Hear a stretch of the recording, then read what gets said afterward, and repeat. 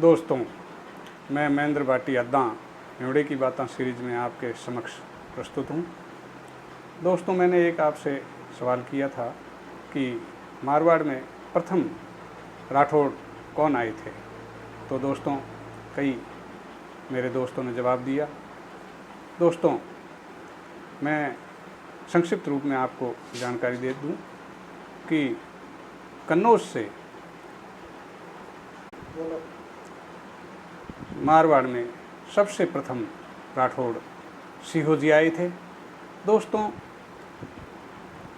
अलग अलग इतिहासकारों के अनुसार अलग अलग जगह से राठौड़ों को आना बताया गया है। नंबर 1, अधिकतर इतिहासकार कन्नौज से राठौड़ों का आना बताया है तथा कुछ इतिहासकारों ने दक्षिण के राष्ट्रकूटों का वंशज बताया गया है तथा दक्षिण से आना बताया गया है।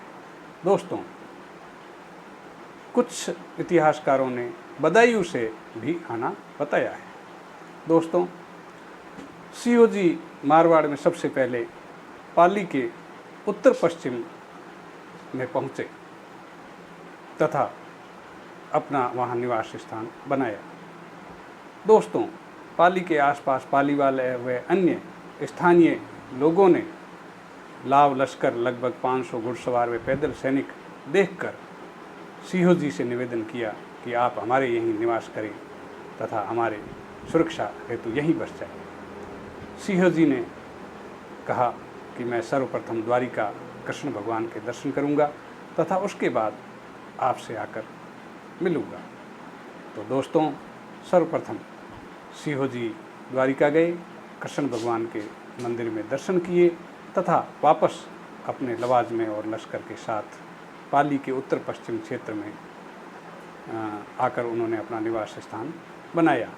कई लोग खेड़ को उनका प्रथम निवास स्थान कहते हैं। दोस्तों, धीरे धीरे इन्होंने अपने राज्य का विस्तार शुरू किया। सर्वप्रथम सिहोजी आए तथा सिहोजी के बाद उनके आमजन जी हुए बताते हैं तथा उनके वंशज दूहर जी बताते हैं। दोस्तों, दूहर जी सिहोजी के पौत्र बताए गए हैं तथा नागाना राय को कन्नौज से लेकर आने वाले दूहर जी ही थे तथा नागाना नामक स्थान पर उन्होंने नागणेश्वरी की, नागणेचियों की, राठेश्वरी, चक्रेश्वरी, आदि पंखणी, चक्रणी, ललिता देवी की स्थापना नागाना नामक स्थान पर करवाई। तो दोस्तों, सिहोजी के पुत्र दूहर जी ने नागाना राय की स्थापना नागाना में करवाई तथा कन्नौज से वही लेकर आए थे। दोस्तों, वो कहानी एक अलग है, फिर कभी बात करेंगे कैसे स्थापना हुई। दोस्तों, थोड़ा इसके पीछे चलते हैं। सन 1193 में कन्नौज पर जयचंद गाहड़वाल का राज्य था तथा 1193 में मोहम्मद गोरी ने वहाँ आक्रमण किया तथा अपना अधिकार कर लिया। इसके बाद इनके जयचंद गाहड़वाल के वंशज सिहोजी पौत्र बताए जाते हैं। वो लगभग 1200 के बाद मारवाड़ में आए तथा पाली के उत्तर पश्चिम क्षेत्र में उन्होंने अपना निवास स्थान बनाया। दोस्तों, इसके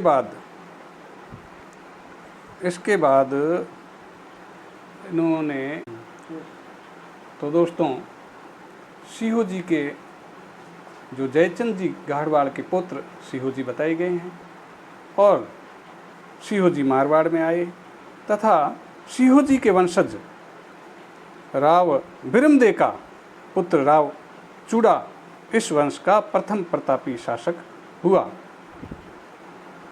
चूड़ा ने मंडोर, नाडोल, डीडवाना तथा नागौर तक अपना प्रभुत्व बढ़ाया तथा राज्य का विस्तार किया। दोस्तों, चूड़ा का बड़ा पुत्र रणमल था जो उसको उत्तराधिकारी नहीं बनने दिया, तो वो मेवाड़ के महाराणा लाखा के पास चले गए तथा लाखा के साथ अपनी बहन हंसाबाई का विवाह इस शर्त पर कर दिया कि हंसाबाई का जो भी वारिस पुत्र होगा वही मेवाड़ राज्य का उत्तराधिकारी होगा।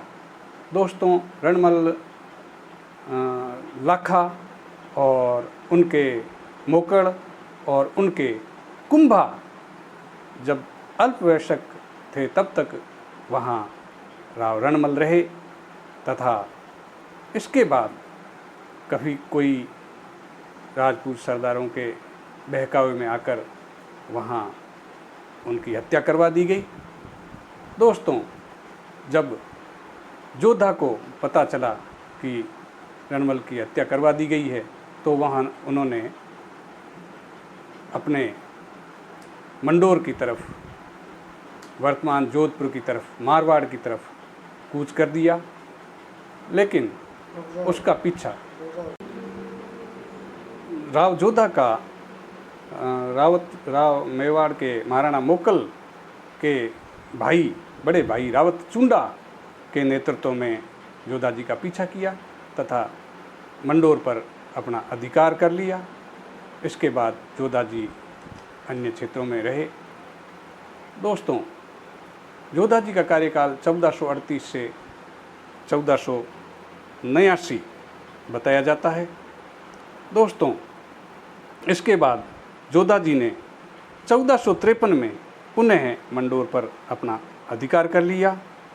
1459 में मेहरानगढ़ दुर्ग बनाया तथा 1499 में उनका देहांत होना बताया गया है। दोस्तों,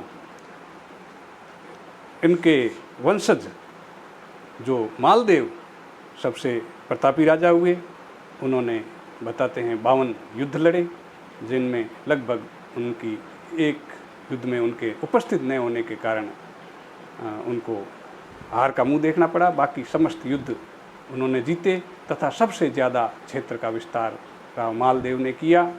तथा इस प्रकार दोस्तों, मारवाड़ में सबसे पहले जयचंद गाहड़वाल के पौत्र सिहोजी आए तथा उनके आमजन जी हुए तथा इन्होंने लगातार अपने मारवाड़ का अपना क्षेत्राधिकार और राज्य में विस्तार किया। धन्यवाद दोस्तों। महेंद्र भाटी हद्दा। जय आई, जय साइयाँ, जय लक्ष्मीनाथ जी, जय श्री कृष्ण।